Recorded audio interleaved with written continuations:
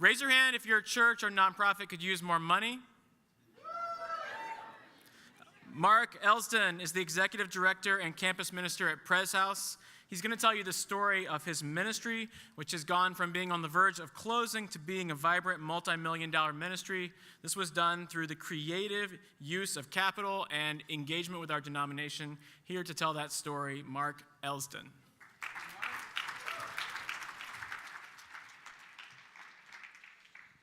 All right, I want to tell you a story about the incredible impact that leveraging assets within the church can have on mission and ministry. It's a story of hope and one that just might give us some new ideas for today. So a long time ago, 111 years to be more precise, in a church environment very different than today, a group of faithful folks started a campus ministry at the flagship university in Wisconsin, in Madison. Yes, go Badgers. And as they did that, as many ministries that were started at that time, it flourished very quickly. And they ended up purchasing land right in the main quad of the campus and building a beautiful Gothic church.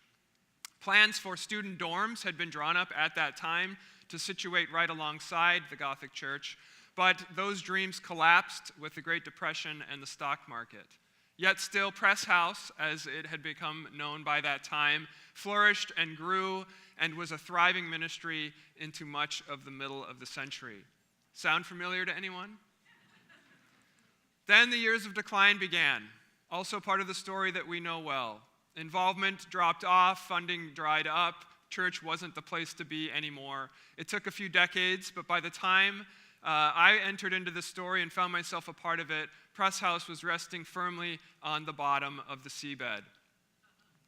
14 years ago, my wife and co-pastor and I were called to Madison for our first position out of seminary. We arrived to this beautiful Gothic building and found it in dire need of repair. The roof was leaking. I was routinely fixing the toilet with paper clips, and there were no students either, 0. So the first student who walked in the door and asked what happens here, while I was putting together my desk from a kit bought at Office Depot, literally screwing it together. He asked, "What happens here?" And I said, "Nothing. Nothing at all, but we would love for you to stick around and help us to start something."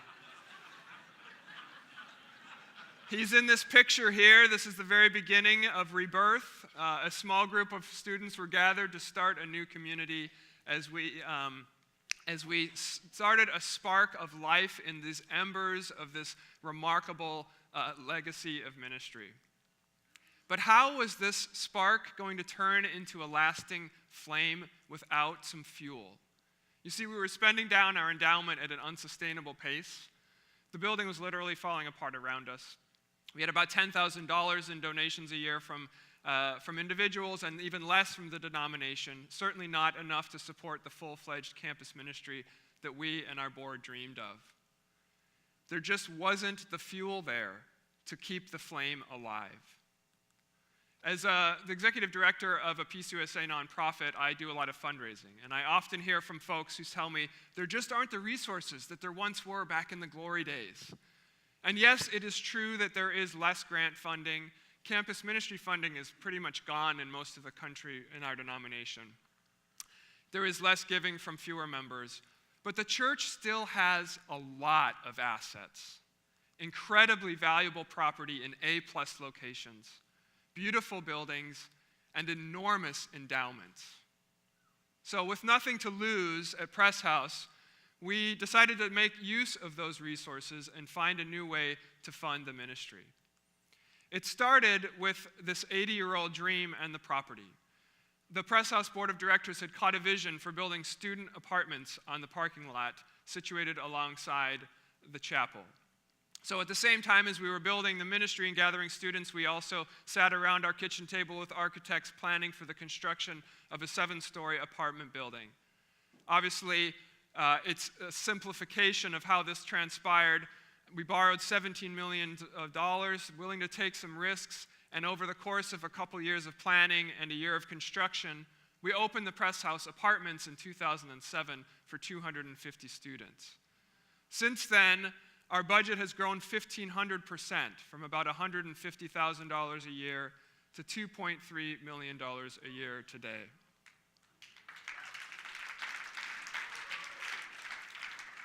But more importantly, we serve more than 750 students now through large events, weekly worship, small groups, intentional communities in the apartments. And once we were able to establish a solid financial footing, fundraising took off, and we've raised more than $4 million over the last 10 years. We found the fuel to keep that spark alive and turn it into a real flame, and we found it literally in our backyard.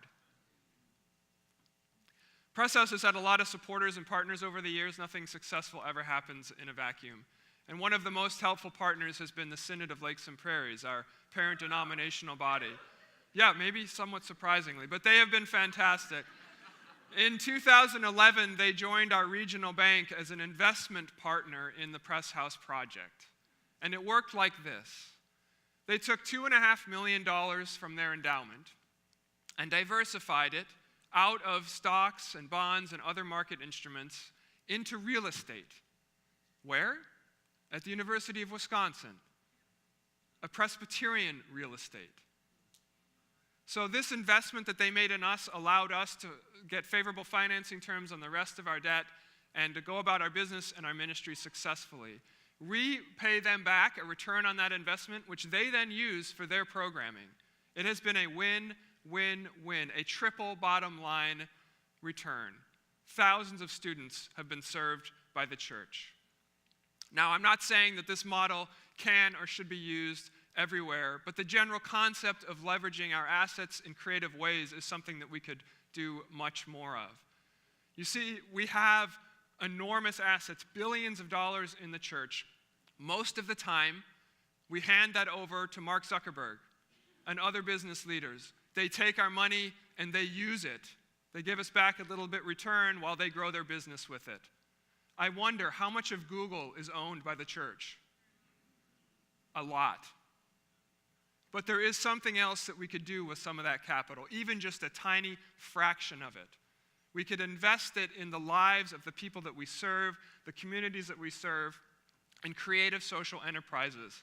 So, where else can we do this? Where else can we do this?